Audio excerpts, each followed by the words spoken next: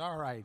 Welcome, everyone, to our special East Coast edition of Must See Monday. And thank you all for being here an hour early.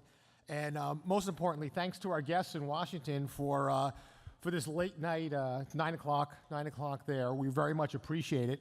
This is, as our students and guests know, this is, I think, one of the most important Must-See Mondays that we're going to have this year because we're in the middle of an election season. And it is a fantastic benefit to hear from some of the best minds in political journalism today, the team from the Washington Post. I will introduce Professor Downie, and then I'll ask him to introduce Dan, Scott, and Kathleen. But let me say to all of you, thank you all for joining us today. I really appreciate it. And Len, you can hear us well? Yes, I can hear you. Very good. So if I could, let me introduce Professor Len Downie. Professor Downie holds the Weil Family Professor of Journalism here at Arizona State University Walter Cronkite School of Journalism, teaches investigative reporting for us. And before that, he had an extraordinary career at the Washington Post, where he held virtually every job from cub reporter to the executive editor. Len was the managing editor under legendary editor Ben Bradley, and then took over as the executive editor, and for 17 years led the Washington Post. During that time, the Washington Post won 25 Pulitzer Prizes, which is the most number of Pulitzer Prizes ever won under a single editor. We've been enormously fortunate to all be learning from Len for more than 10 years in his position here as a professor at the Cronkite School. So with that, let me just turn it over to Len to introduce our panel. Thank you, Chris, very much.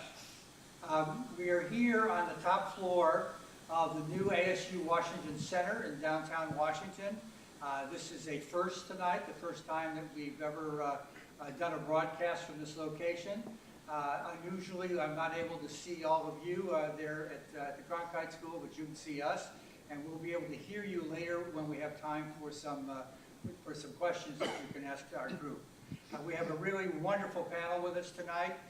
Dan Balz, immediately to my left, is the chief correspondent of the Washington Post, and he hates when I say this, but he's the dean of American political journalists. All the other political journalists know that. He has covered national politics at the Post as a reporter, editor, analyst, and author since joining the newspaper staff in 1978. He's covered 10 presidential campaigns and obviously twice as many congressional elections. He's written 3 books on politics and presidential elections, 2 of which were bestsellers. None of my books are bestsellers. Cathleen Decker is the national election campaign editor of the Washington Post. She joined the newspaper earlier this year from the Los Angeles Times, where she covered 9 presidential campaigns and 8 California gubernatorial elections, which are almost as big as presidential campaign. Scott Clement is the polling director of the Washington Post. He conducts national and local polls about politics, elections, and social issues. He joined the Post in 2011 after conducting surveys with ABC News and the Pew Research Center's Religion and Public Life Project. I want to start with Dan and ask you, what is at stake in this congressional election in terms of the control of Congress and as a referendum on President Trump? Well, first of all, thank you. Thanks to Arizona State for hosting us tonight, and we hope you can see us well. We look forward to your questions. You know, without being too grandiose, the things that are at stake are the future of the Trump presidency, the future of the Democratic Party, the future of the Republican Party, and in some ways the future of the country. This is an extraordinarily important midterm election. You know, it's the first election since Donald Trump won the White House. It has been a tumultuous 2 years, as everybody knows. It's been an exhausting 2 years for, you know, everybody at the Washington Post and every other news organization. But if the House of Representatives goes from Republican control to Democratic control, it will fundamentally change the balance of power in Washington. It will put a roadblock in front of the Trump presidency. It will bollocks the Republican Party and likely create a moment of great concern about their future. And if the Democrats are not able to win the House, there will be recriminations and worse within the Democratic Party about why in a year in which so much seems to be going their way and the energy seems to be on their side, that they're not able to take advantage of it. So it is a very big election. Now, having said that, we've had a series of very big elections. I mean, you could argue that since 2006, virtually every election, midterm or presidential, has been a change election. So we may see another one in November. Kathy, how do you have your reporters go about covering such a thing? I realize it's both a national election, but it's a collection of local elections all around the country. There are more open seats in the House than ever because of retirements, which means more on the ground trying to figure out what's going on in each one of those races. How are you doing this? I mean, it's big in every conceivable way, and it's not only political, but it's cultural. A lot of the things we're trying to measure don't have as much to do with politics as they do with how the nation has changed during the Trump presidency. And so we're outnumbered, certainly, by the number that I counted up today. There are 68 House races right now that are considered by Cook Political Report to be toss-up or leans and, in the range. Huge number, 3 times the amount needed for Democratic control of the House. And there's tons of Senate and governor's races also that are in the mix. And so what we've tried to do is both target our way through a lot of those races and look at races particularly that have a larger meaning, that say something that's going on elsewhere, that has a constellation of impact. And then we've also tried to look at the country and what has happened to the country in the last couple of years. We've looked at the relationships between neighbors, the relationships between family members, and tried to chart how people feel 2 years into the Trump presidency and get a sense for that as well, because that is a lot of, I think, what people are coming to this election as kind of a, wounding has gone on in the last couple of years, and we're trying to mark that as well. So it's basically a whole gamut of issues and a whole gamut of races, and not as many reporters as we would need to cover all of those, but we're doing our best. I need to share the mic with you, it turns out. If I can also ask then, so how do you choose which local races you're going to focus attention on? What are you looking for? Are you looking for the best contests? Are you looking for outcomes that might be surprising? Are you looking for really interesting local candidates? Or are you looking for districts in which certain issues that have national impact are playing a big role? In a lot of ways, it's all of those. I mean, we and everybody else in the world have done pieces on Beto O'Rourke in Texas, who's drawing gigantic crowds and has really captured, he may not win, but he's captured a lot of attention for a Democrat in Texas, certainly. We've looked at some of the House races, not as many of them because there are so many interesting Senate races, but we are trying to, for the most part, look at races that say something bigger, that really go to a phenomenon that we're seeing in a lot of different places. And there are, for example, if you do a piece on a House race in the industrial Midwest, you're talking about a number of House races within the skeleton of a story about one particular race. And so that's what we're trying to do, is make the pieces, pick pieces that tell a larger story. So Scott, how do you do the polling? I mean, normally in like a presidential election year, it's the national polls that are really interesting, and then some state polling organizations do state polls. But here you've got all these different parts of the country, quite different from each other. How do you go about deciding what kind of polling to do? Sure. So we're conducting a mix of both conducting our own and reporting on national, state, and local surveys. The principal thing we want to find out is to get a sense of the mood of the country and what really matters to voters and what's contributing to their decision. And then the state and local surveys and the congressional district surveys that we're able to track or conduct on our own, those are really geared at trying to figure out what's unique, what don't we know from those national surveys. We're not in a position, you're right, like presidential years where even in the best of cases, you can rely on an enormous number of state surveys to get a sense of that, and that doesn't always work out either. So I think the big thing that we've been able to glean so far really are, what's driving people's decision? Is this with President Trump being a very unorthodox Republican? Are we facing a similar referendum type situation with the president? And all the data we've collected on that front and many others point that very much that's the case, that voters are looking to Trump as a cue. They're looking to their party cues very closely.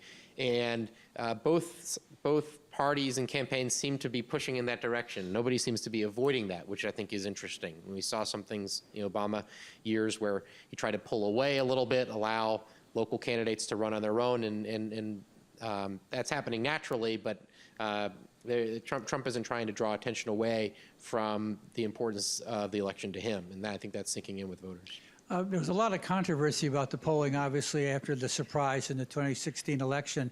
And as I recall, I think we discovered that the national polls weren't that far off, although they may have been interpreted wrong by the media, among other places. But that a lot of the state polls were particularly off, which raised questions about polling. What are you doing this time to avoid that? Sure. I think the two principal lessons. First, you characterize the state of the post-election postmortem is exactly right. There were two big things identified in state surveys that were a challenge.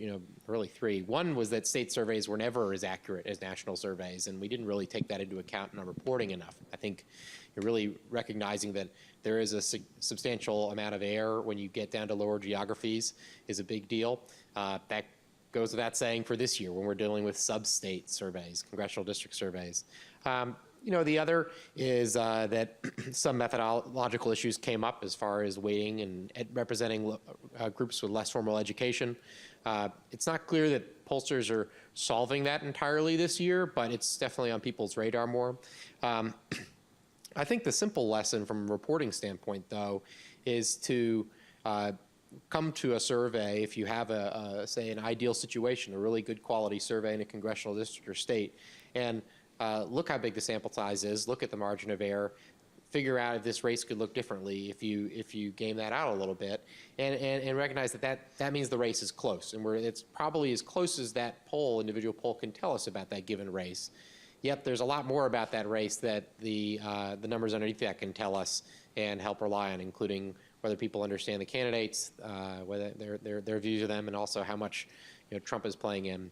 I think that also leaning on, in 2016, I think we had the national and state polls sort of at odds with each other, certainly looking in retrospect. Mm-hmm. I think there's a good way to build on these two. Some of the lessons from 2014, looking back, were the challenge with which Democratic senators had escaping from Obama's popularity. If you looked at exit polls, only the best case scenario for a Democrat was earning support 9 percentage points higher than President Obama, and that was Mark Warner, and he barely survived. Trump's approval rating in those local areas and things like that, those are good indicators, as well as a hefty chunk of salt with any big predictions about the chances of some party winning or losing. Right. Again, besides Trump, what are the most important issues, do you think, in this campaign? And obviously, there's the issue of the Me Too movement, immigration, the economy. What seem to be the most important issues? And do you expect the Kavanaugh nomination to become an issue? If you look at what Democrats are advertising about, you would say that health care is a very important issue because they are concentrating on that.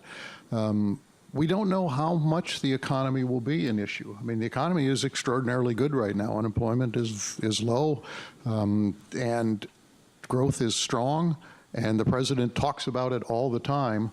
But you have this oddity this time. You have a president with low approval ratings at a time of a very good economy. So something's out of whack there, and we'll find out more on Election Day what really matters. I would expect that the Kavanaugh nomination, however it turns out, will be a factor. It comes so close to the election that it will be fresh in people's minds. I mean, one thing we've learned this year is that issues come and go very quickly. I mean, if we were sitting here in June, we would be talking about the intensity of the reaction to the child separation issue on the border. I was in Denver recently talking to people, including some people in the Latino community, and basically I said, how much of that is an issue? And they said, people seem to have forgotten about it. So, so I think that the Kavanaugh issue becomes important because of its timing, but also because we know that this is the quote-unquote year of the woman, year of women, record number of women who are running for office, much energy among women who had not been particularly active prior to 2016, who have now thrown themselves into political organizing, canvassing, phone banks, things like that.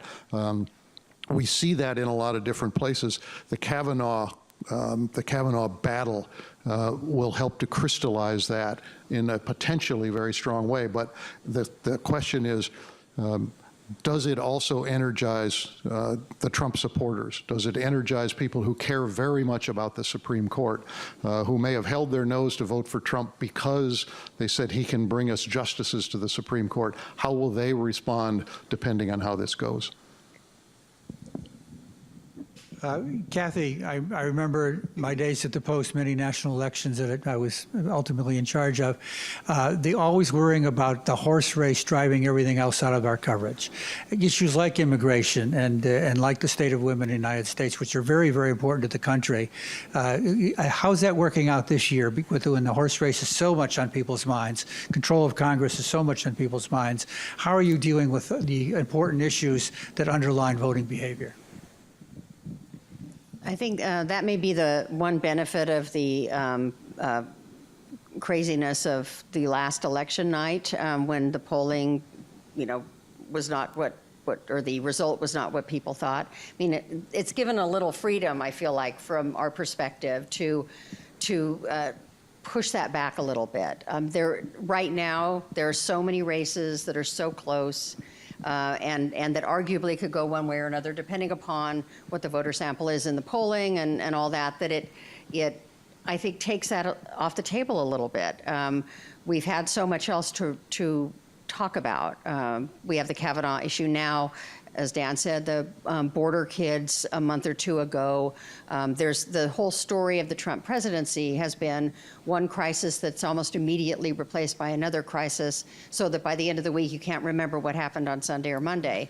And that's that has taken, I think, a little bit of the gas out of the notion of who's up and who's down, because you're so busy trying to just catch up to the issue set that is going on. But it's an interesting thing in a lot of the races. The sort of precursor to this year, the test case in a lot of ways, were the Virginia races in 2017. And in a lot of those races, the candidates were just, the Trump issue took care of itself. And we're seeing a little bit of that this time out as well. The candidates. Who don't know Virginia out in Arizona, explain that a little bit. Virginia had both a governor's race and an off year, 2017. And its House of Delegates. And so there was a huge surge. It was one of the first times that we saw the turnout of activists and volunteers just surge into the state and helped flip the House of Delegates. And in that race, people were yearning for a conversation about basic stuff: traffic, the environment, air. It wasn't at people's doors. They weren't yearning for a long conversation about Donald Trump, because that was what was filling their house and their head all the time. And so I think we're seeing a little bit of that, and that has also reintroduced a lot of these issues to us this year. Scott, what is your polling showing about voting groups, the differences among voting groups, changes in behavior among voting groups? And in particular, I've been reading about a steadily growing gap between men and women. Yeah, it's fascinating.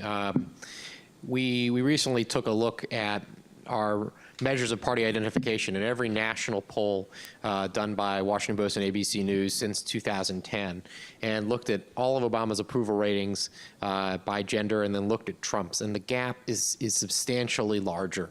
There's always a gender gap. It usually ranged in 5 to 10 point area, depending on a survey. But we've consistently seen double-digit gaps in approval ratings for Trump, and it extends to intensity. You know, we always follow and ask people, do you feel strongly, whether you say you approve or disapprove of Trump? And I mean, first off, 3/4 of Americans feel strongly. There aren't a lot of tepid feelings about Trump, and that helps to explain why we don't see his numbers, jolt around too much. People know what they feel, and Kavanaugh hearings can move that a little bit one way or the other. But that's a big factor. One thing that we don't yet know, I think how this will play out, is how much this will translate into turnout in a midterm election where turnout drops off a lot. And people are paying extraordinary attention to this midterm election. We're seeing it in our surveys and in others. The surge is on the Democratic side, but it's not like Republicans have dropped off in their attention since 2014. They're about on par, so they're engaged. The gender differences even within parties are interesting. I've seen some very interesting comparisons of younger men and younger women and how different they've responded to the current political moment. So we're seeing a lot of clues on that now, but it's also really raising a lot of questions that will really only be answered in a month or two. In the last presidential election, we saw a lot of attention paid to voters groups like African Americans, Latinos, and other minority voting groups, and how much would they turn out for each candidate. I don't see that much discussion going on right now. Is that because of the overwhelming aspect of the gender issue and immigration in a slightly different way, or is there something we should know about this? Well, certainly, it's been fit into some of the coverage, I believe, and I know Kathy's team has written about this in individual races, Florida being a particular example of what kind of expectations Democrats might have for a Latino and African American turnout. I mean, the general national trend shows that turnout drops off more among racial and ethnic minorities in midterm elections than it does among whites. And so they see a steeper decline. I think back in 2016, there were a lot of clues and really quite big questions of whether Trump's candidacy would boost turnout among Latinos, given his emphasis on immigration issues, and also how African-American turnout might shift with Barack Obama off the ballot. And what we saw was a pretty steep drop in African-American turnout. And we didn't see an enormous surge in Latino turnout, so there were surprises in that election. I think that those types of surprises can help temper any predictions about how those groups might react and vote this year. It's not to say that any particular voting bloc is going to vote particularly high. One big question that isn't focused on a great deal is how the difference between whites with and without college degrees or different education levels might turn out at different levels this year. On the one hand, the drop-off from midterm turnout is also very sharp among whites without college degrees, but they're also a group that was particularly drawn to President Trump. And this is a year where people are thinking about President Trump. So you could make an argument that they might see a boost compared to previous years, but not a prediction, just like in 2016. Right. I'd like to add something to what Scott was saying.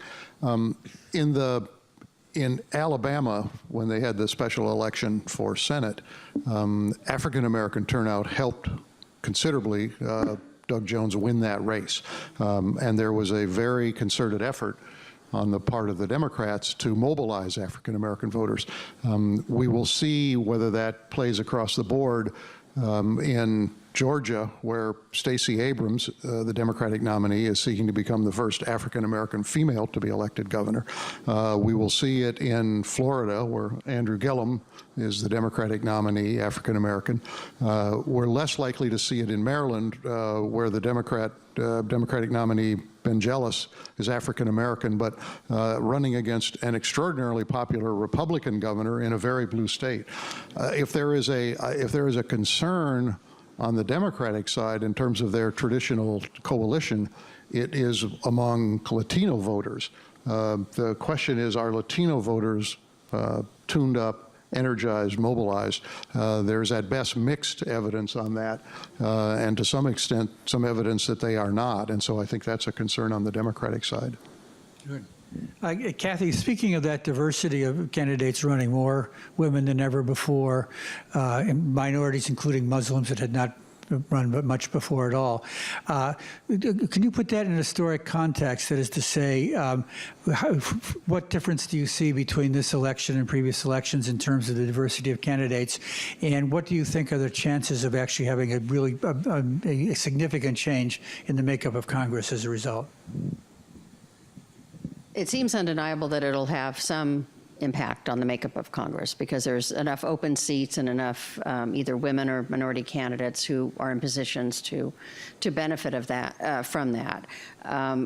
But certainly, while there are record numbers, a lot of the candidates who are running on the Democratic side, and that's mostly where the diversity occurs, not on the Republican side, are running in races where Republicans are still strongly credited with likely coming out as the winners. And so it's not likely to be, it's not as though the entire class of new candidates and first-timers is going to sashay their way into Congress. That's just not the way it's happening. But it is a reflection of both the sort of excitement of the activist groups right now, which are, as Dan said, are largely driven by women and young people, and the turnout improvement that we've seen in a lot of states. In a lot of states, people who don't traditionally vote in primaries in an off year are showing up, and that in those states suggests that there'll be a different mix of the electorate in November, and that could push some of these candidates even in races where they aren't favored at the moment. So, I mean, I think that we will get ultimately something along the lines of 1992 when you have a breakthrough year for a lot of women and minorities in office, but it's part of a longer struggle, I think, and for them to increase the numbers as much as we've seen in the candidate pool. Dan, obviously President Trump is campaigning often around the country, only in certain states, and he's endorsed candidates. Now Obama's been endorsing candidates and looks like he's just going to beginning to make personal appearances too for candidates at rallies around the country. How much difference does that make? It's a great question. President Obama in both 2010 and 2014 had little success, really, in transferring his personal popularity to other candidates. It's hard. I mean, President Obama was a unique candidate in many ways.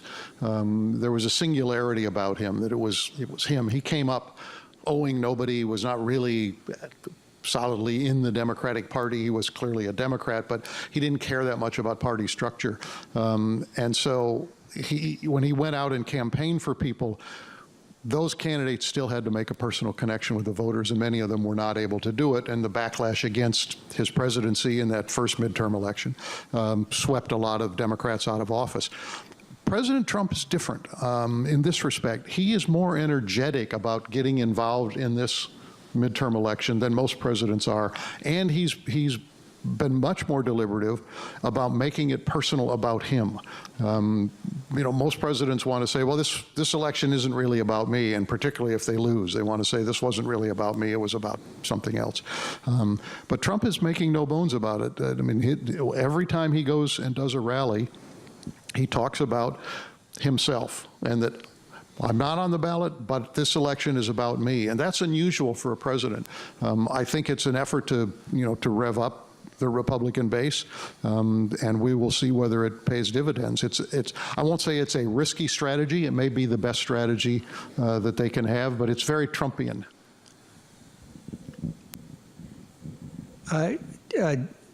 Scott, there are things that the media focuses a lot of attention on, like the Mueller investigation, that I don't know if they're really going to be voting issues or not. Can you talk a little bit about that? Which things the media is paying a lot of attention to that you think are things that people are going to be making their decisions about, and which things really aren't going to figure in voting, and whether or not the media, as we get closer to the midterms, should be shifting in that direction? It's an interesting question. I mean, I'm gonna. Oh, sorry. Thank you. I'm gonna talk without the mic, so you can't hear me. I'm going to pick up where Dan was talking a little bit earlier about the number of issues that have taken a turn at the top of Gallup's most important issue list, or somewhere surged across the last year and a half, has been quite a few. And if an election were held right after that, I'd expect that attitudes would be influenced by that. Maybe it wouldn't be the top issue in the election, but it'd be important. We saw this earlier this year after the Parkland shooting. Guns suddenly take their turn of an extended period of time in news coverage and on voters' minds. People are paying attention to it. So I think maybe the lesson from that really is that voters are paying attention. They're paying attention to national politics to an enormous degree. They are considering about the issues that are being debated, and that's why it's going to matter where the news goes over the next month. If Kavanaugh is voted on and confirmed at the end of this week, or if that debate over his confirmation continues for the next few weeks. If something else big happens, and it seems to always happen, it could be important. So I think the areas the news are chasing are often on voters' minds. The caveats on that are there are these big attitudinal factors that are underneath this, where we're seeing signs that they're getting overwhelmed by other factors. Economy is the biggest one. In our late August survey, 60% of voters rated the economy positively. You had, I think it was 53% rated, 45% approved of Trump's handling of the economy, and 38% approved of his job performance. And Republicans' share of the vote was 38%. So somewhere along the line, that 60% who could be voting for Republicans, and Trump certainly would like them to, is dropping off, and they're falling off for other reasons. A lot of it is disapproval of Trump, and that comes clear in our data. So that figuring out that puzzle is, I think, important in how people are weighing the country's sort of rising economic tide, which most people agree with, and those ratings on the economy are the best in 17 years. Trump tweets about it. But there's something that's not converting those people into Republican voters, or maybe usually some things. And so I think those are the really interesting ones to pay attention to in the final weeks, is why are people who otherwise might really reward a president for that not doing it? And I don't say that as it's an impossible question to answer. There are a number of avenues on that question, but that's a pretty big disparity between positive ratings of the economy and voting. And another thing that's different from 2016, we had this sort of dynamic of an unpopular candidate in Trump, the same way we have now an unpopular president. But at that time, it was a battle against someone, Hillary Clinton, who was equally unpopular. I mean, there was it was easy for people to say, I don't approve of what he said about X, Y, or Z, but I really can't stand her either. And there was an allowance that I think a lot of voters gave themselves to take a risk on him. Now it's more an up and down on him. In a midterm election, it's what it always is on the incumbent, where there's a dynamic where it's one person in the middle of the arena, and you're making a judgment on that person. And that's a more difficult connection, I think, for him. And we see with this president, he regularly tries to have somebody else be the bad guy. Mm-hmm. There's a sort of a concerted, list of people. Lately, it's Maxine Waters and Cory Booker. Draw your conclusions as to why those two. But he's trying to set himself off against people he thinks are liked less than he is. And that's a dynamic that is troublesome for him for the midterms. If I can ask all three of you, one of the more interesting things about the last election were the number of Obama voters who switched over to Trump. I don't know if you put a number on that or not, but that's been reported. And so what do we expect out of that this time? If they were just trying out Trump because they didn't like Hillary, because they were people who voted for Obama maybe because of their life circumstances and voted for Trump for the same reason, but what do we make of that phenomenon's impact, if at all, on this election? There's a very interesting new book that's coming out by 3 political scientists called Identity Politics, and they have examined a lot of data looking at these kinds of questions. One of the things they concluded about the people who had voted for Obama and then switched was that On certain cultural and racial issues, they had views that were at odds with the Democratic Party, but overcame them to vote for Barack Obama. But in the choice between Trump and Hillary Clinton, they ended up with Trump. I think the other aspect of the switch between 2012 and 2016 was that there was a fall off among some aspects, some parts of the Democratic coalition, and there was a surge among some people who had not voted for either McCain or Mitt Romney in 2008 or 2012, who were drawn to Donald Trump for whatever reasons, economic reasons, cultural reasons, the issue of immigration, borders, things like that. But it is an interesting phenomenon. There's a congresswoman from Northwest Illinois named Sherry Bustos who describes a certain part of the Trump constituency as you indicated, Trump triers, that they were frustrated enough for whatever reason. They hated Washington, they didn't like politicians, they didn't like the so-called elites, whatever. They were unhappy about their economic status. They decided, even though they had reservations about Donald Trump, that they would try it. They were frustrated enough to try something that they recognized might be taking a risk. I think the question for November, and certainly for 2020, is where will those voters be? Anything to add, Scott? Not too much, but the one thing I'll keep an eye on is the level of intensity among people who voted for Trump in approving of him still today. We've seen that number waver a bit, certainly below where Obama was at the higher points of his presidency, and that matters a lot in midterm years. This is not an election where 60% of people are going to vote. It's an election where, generously, on a really good high turnout year, we're going to see 45, 46% turnout. Maybe we'll see things really go differently. But that means a lot of people who showed up in 2016 are going to decide to stay home. And right now, it's, that particular group we usually can't narrow down to in surveys because they're fairly small. But right now, that energy is concentrated more on the Democratic side. They view this election as something particularly important. That still may change in the final month or so as people tune into this a little late. They've been tuning into politics, but they have to remember to vote and when they're going to vote and where they're going to vote. So that's something really important. And those, I guess, those triers, those people who are a little bit uncertain about Trump, that could impact whether they actually show up to endorse Republican control of Congress for another 2 years. Kathy, can you share your microphone? Kathy, the Washington Post has smaller print circulation than they used to have before, and it's pretty much in this area. But it now has this huge international audience via the internet. But it's hardly the only thing on the internet. How do you think about the rest of the internet when you're thinking about what role Washington Post coverage has, what the responsibilities are of Washington Post coverage when you've got this incredible spectrum of stuff going on the internet, not even just news organizations, but individuals and the Russians and whatever's going on out there? Mm-hmm.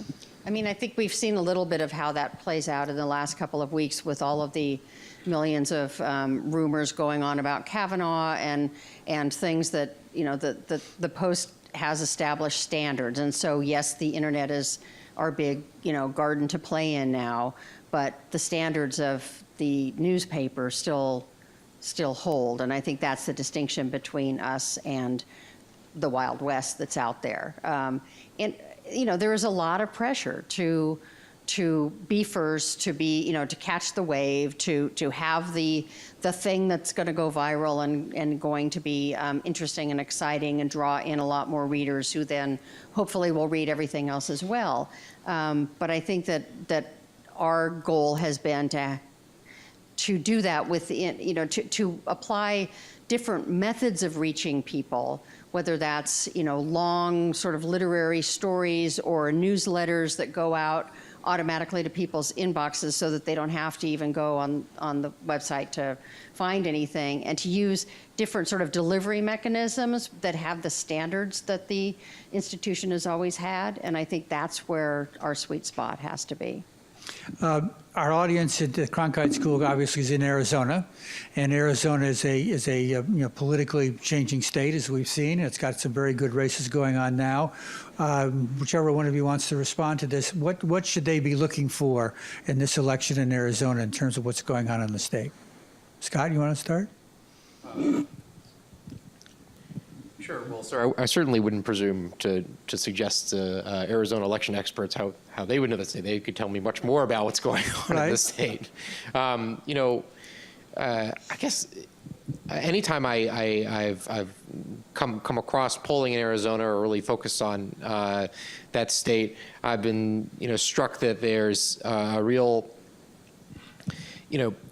it's one of those states that has been historically a little difficult to survey, and it hasn't had enormous wealth of survey data coming into it. And so one thing that I found, certainly when we're asked what's going on in this congressional district, what's going on in this state, where there's not a great deal to go with, but to really look at the DNA of the state, what it has done. What has it done in odd years and midterms? What has it done in how has turnout varied among these groups over different years?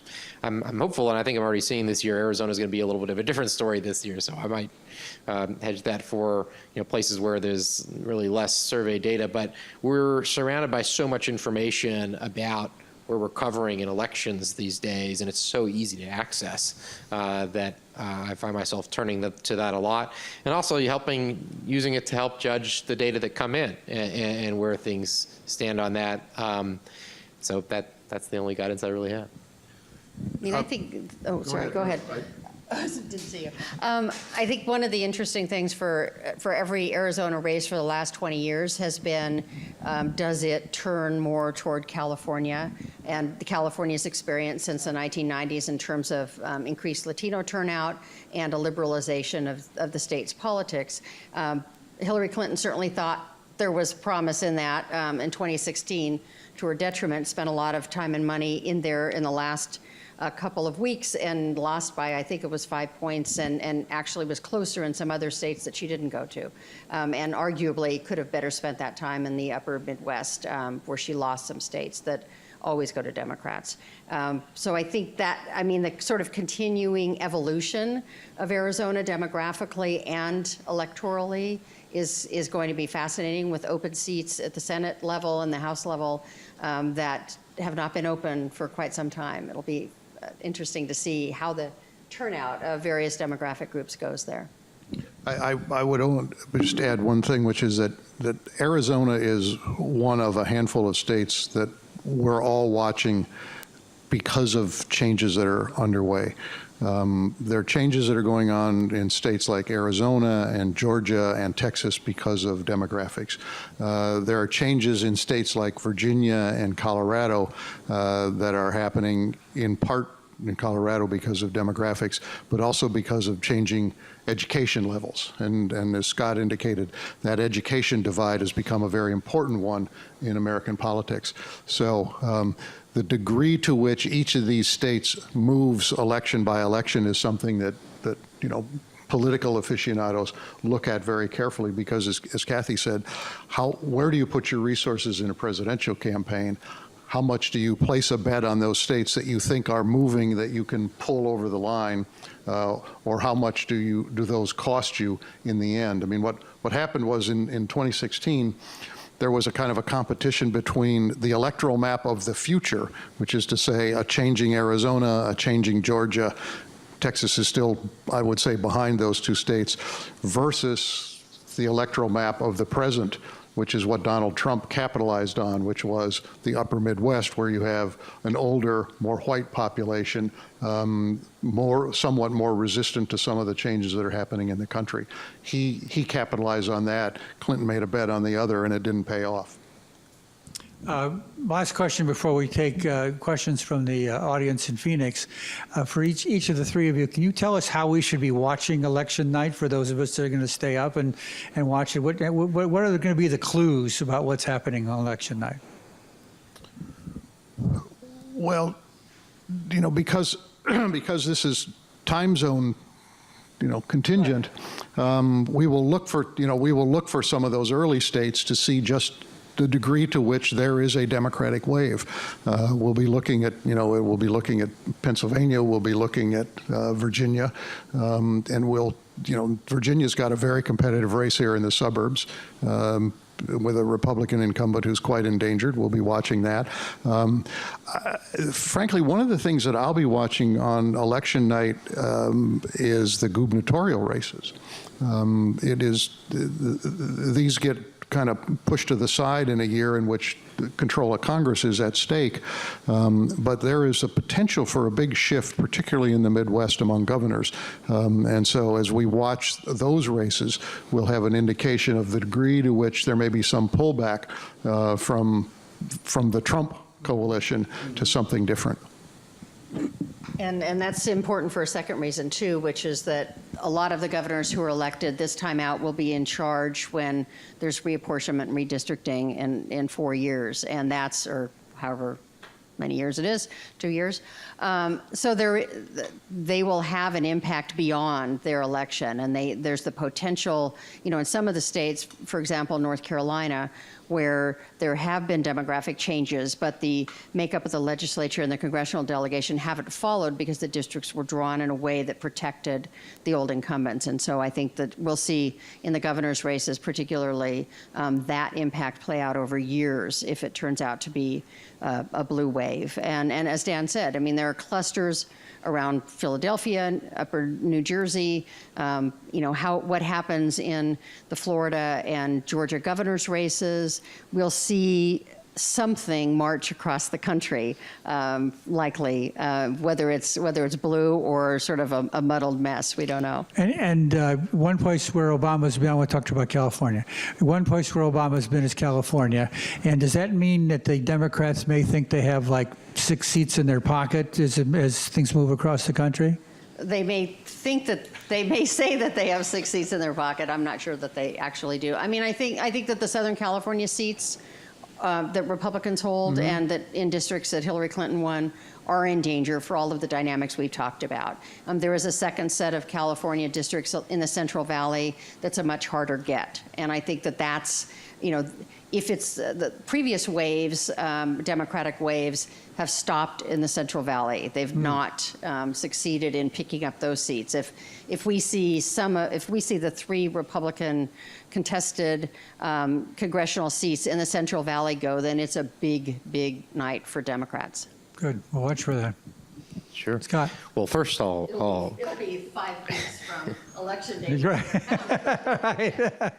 First, I'll offer a shameless plug for the Washington Post live show, which they'll be showing on election night. Right. So the literal answer for how you should follow it is to go to WashingtonPost.com. I was a guest on the Washington Post live show in 2016, and I was supposed to talk about I don't know what. And as soon as it became clear that Trump was going to win, I was bumped because they didn't want to talk to me anymore. To ask me what was going on with the polls, Scott. Right. Yeah. Can you explain all of this? Thank you. Good luck. No.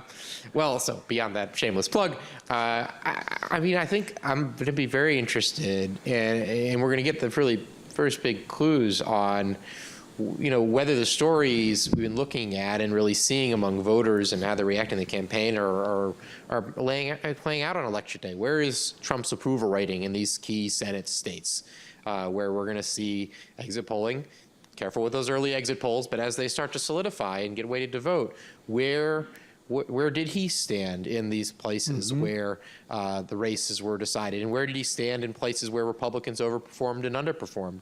One thing we've watched really closely in a lot of these special congressional elections, we've had a nice slew of them, has been, where they were in 2016, where they are now. Was this a Trump 58 district? Was this a Trump 60 district? And the story we've seen again and again is that districts where Trump won comfortably are becoming competitive.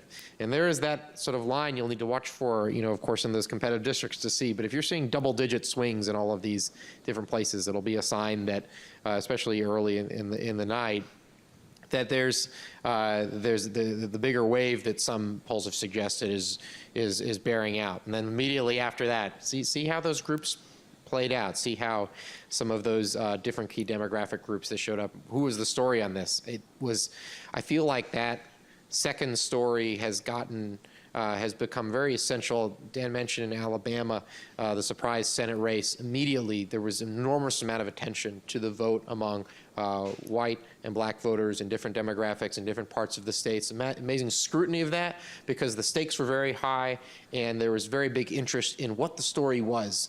And there was very big interest among some evangelical leaders as to what role evangelical voters played in that. The stakes seemed high, and who voted for whom was really important. I think it's going to be important again. I feel like in 2016 there was a little delay to it. It took a little, couple months before people started throwing recriminations on why, usually Democrats and what group was to blame. But really, I think it's all around. There's an interest in how these groups that surprised us from time to time will show up this year. I'm planning on a lot of popcorn election night. Be a long night. Chris, are you able to have people ask questions from out there?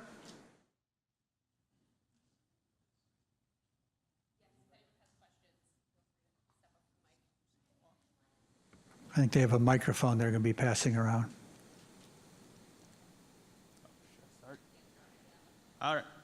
My name is Luis Zambrano. Go ahead. I'm a transfer student. And my question is this. With the Kavanaugh scandal, how much does that affect the image of the Supreme Court? And what I mean by that is the nomination and the vote for Kavanaugh has become so politicized. Do you think that the Supreme Court can continue to have this nonpartisan image for the public? This is the sort of thing Dan's been worrying about, so he'll answer you.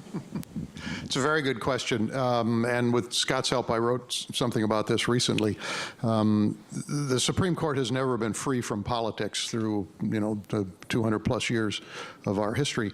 And compared to other parts of the government and some other institutions, it's still held in pretty high regard. Having said that, it is seen increasingly through a partisan lens. And depending on which party you identify with, you have views about the Supreme Court, and those can change depending on who the president is at any one time and who the nominees that president is putting forward. I think that this nomination is likely to increase that in a significant way. I mean, this fight is deeply partisan at this point, as everybody knows, and Judge Kavanaugh, when he testified last week, even made it a partisan fight. I thought it was somewhat surprising that he was as overtly partisan in his description of his opponents as he turned out to be. And I think that having done that, it only intensifies the notion that in one way or another, the people on the Supreme Court act out of political motives rather than their ideologies in the way they interpret the Constitution. So I think we're at a moment when this could become an even greater problem than it's been. If I can add one thing about that, the Chief Judge Roberts, is a student of the Supreme Court's role in American society. He's already been in a very few cases like Obamacare, the swing vote on something. This is you want to watch what he does if Kavanaugh goes onto that court. He would not be happy with the scenario that Dan just painted, even though that's quite possibly going to be the scenario. He would want to try to do something about it, and it'll be interesting to watch what he does. Any other? Another question? Hi, I'm Amy, and I'm a graduate student. You mentioned that there's sometimes a lack of a turnout in certain elections with minority or people of color voters, but how do you take voter disenfranchisement into account? There's gerrymandering, there's the overturning of the Voting Rights Act. Again, how do you take that into account in elections, and how will it affect the midterms? That's a good question. Why don't you go first, Scott, and then Kathy? To what extent are the issues of voting rights liable to affect turnout for various groups? Sure. I mean, certainly in places, both states overall, but also states with, laws that disproportionately affect different groups, that's going to impact turnout. I think of it a great deal from the polling perspective, and how can we identify voters who are likely to resemble the electorate. And the big things that we rely on for that are a combination of their historical turnout levels as well as their current interest in voting. And it's both are very predictive of whether individuals will turn out, and both are also try to bake in some of those institutional limits. For instance, if it's just difficult for you to vote for whatever reason, either be it a voter ID registration or voter ID laws, or you're just not a regular voter, we're hoping to capture that when we ask people about their certainty of voting. We're also hoping to capture it when people report whether they voted in the past. So from that side, that's one element of it. From a representational standpoint and legitimacy standpoint, there are bigger questions really at hand, and that goes for midterm elections in general. I can speak purely outside of the congressional context, but DC has a very low turnout in mayoral elections. Just reelected a mayor who was unopposed with some of the lowest turnout ever. That's tough to ride on as a big element of legitimacy, and if you see really low turnout, it can be a challenge. But the elections will have consequences nonetheless. So. I just want to add about D.C. It's it's like 90% Democrat, which is why somebody like me who's registered as no party, there's not much for me to do because I don't vote in the Democratic primary. Kathy, if you can follow up on that, both in terms of the voting rights issues, but also the possibilities of things going wrong with voting machines and hacking and so on. How are you going to go about covering that? And is this something that the media will need to watch for days and weeks afterwards to see what happened and what if there are problems?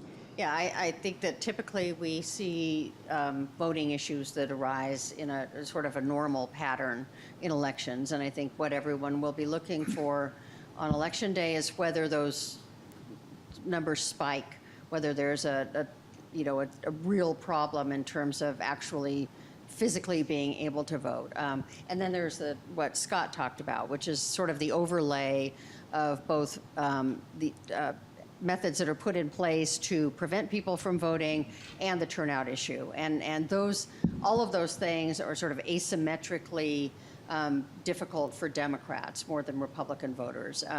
And the one thing that I think the surge in interest in activism among Democrats has done this time out is to give them a head start on some of those issues. For 6 months now, there have been constant refrains of, do you know if you're registered? Here's how you check if you're registered. I mean, there's the sort of momentum behind not having any surprises on election day. And I think that will go a ways to offsetting the sort of voting rights aspects of this.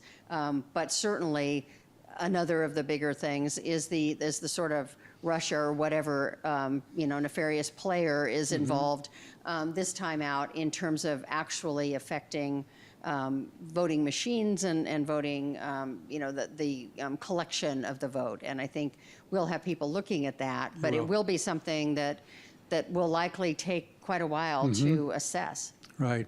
Anything to add, Dan? No. Oh, okay. I think we have time for one more question. I'm Jake. I'm a freshman here at the Cronkite School. I pose this question to all of you as you're all very successful, very established journalists in your own rights, who I'm sure have found a certain method of doing your job that works for you. My question is, how has a presidency and upcoming midterm election this unorthodox help you to grow as a journalist? And have you had to develop new strategies in order to adapt to this uncharted territory? The question is, how do these issues involved in the coverage of increasingly difficult elections affect our growth as journalists? You've been growing for a long time. Growing. It's a good question. Well, I think the first thing we've all had to do is learn to live with much less sleep, which isn't exactly an intellectual exercise, but it's certainly a physical one. I mean, and I say that partly facetiously, but our White House team works around the clock. We have 6 people covering the White House, and they're, dawn to dusk. Kathy, as one of the editors, is working similar shifts, weekends, et cetera.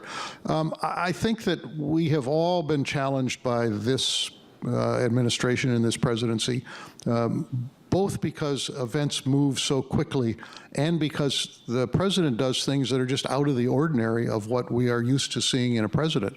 And so we have had to think about how we approach that. When a president says things that aren't true, how do you label that? When do you use the word lie, if at all? Because that's a very fraught term, as opposed to a misstatement or a false statement.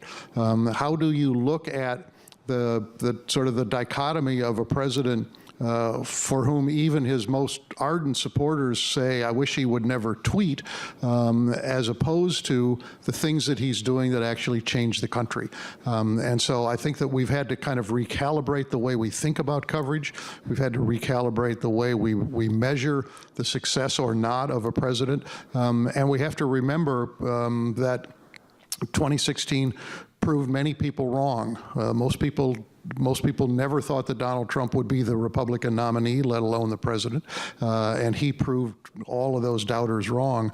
And I think that that has made everybody, all journalists, rethink or at least be a little bit more skeptical of the instincts that we've gone on over the years. I totally endorse everything that Dan said. I mean, from a personal perspective, I think people get in trouble when they're doing a particular job, whatever the field may be, for a long period of time in expecting that they know what's going to happen. And so 2016 was for everybody, including members of the Trump campaign, an exercise in, oh my God, we have no idea what's going to happen. As we look ahead to the 2020 presidential campaign, I was saying today that it's going to be the why not me presidential campaign, because we're going to have a whole bunch of people who prior to 2016 would not have been considered serious candidates yet, either because they occupy a lower office or because they lost the last time they ran for office, or because they're a publicity-seeking Los Angeles or California-based lawyer for a porn star. Before 2016, that would not have been your recipe for a presidential field. And so I think, the continuous lesson of Trump is that we can't predict everything. And that's a very important thing for all of us to remember. Sure. So, I mean, I'll say one thing. This is the experience of Trump's campaign and presidency has taught me to not get too tied to a questionnaire I drafted, because it might just be thrown out at the sign of breaking news, and I'll have to start all over again. And so why wasn't the Supreme Court in that questionnaire? Yeah, that's right. Yeah. It is crazy to look back at debates that were really intense 3 months before and think, oh, should we be asking about it now? I don't know. Has everyone passed? I mean, it's important and passed. So I think deciding when to chase and deciding when to stick with the big things that are important is big. I think measuring views of Trump has been a really interesting learning experience. I mean, on the one hand, I feel stubborn in that there's been a resistance to. Or some people try to look into his approval ratings and see something different or find something different. And my instinct is very much, no, these are the same questions we've asked of presidents for 70 years, and they're really good, and they're really good for a reason, so we will ask that. But then there's always more interest in finding the next layer or the layer of nuance in there. And so something we've tried and experimented with different ways with doing this. We've made use of open-ended questions more than we have in a long time, asking people why they approve of Trump or disapprove of Trump, why they're voting Democrat or not Democrat, and then really just trying to get the most detailed responses in people's own words and then distill back from them, go back a little more of an organic approach. So that's one area where we've, I think, learned, and I think those have generally been useful in helping us. They also, the lesson for those, just like the new questionnaires, is they're a lot more work. And not to say I don't like, phone it in by any stretch, but sometimes getting to the heart of people's individual responses or views on something requires reading an enormous amount of text, or we've teamed up with folks at the University of Michigan and Georgetown to do automated analysis of text responses on why people are voting Democrat or Republican, and it's offered a window that we didn't have before 2 years ago. Really spurred by the desire to understand what is going into people's decisions this year, and looking back at the polls from a couple years ago or 4 years ago and saying, gosh, I wish we could have asked a couple more like this. Good. Thank you very much. Thank you, Scott, Kathleen, Dan, and the students out in Phoenix. We appreciate your attention. The questions were good, and I hope to see you all again later. Bye.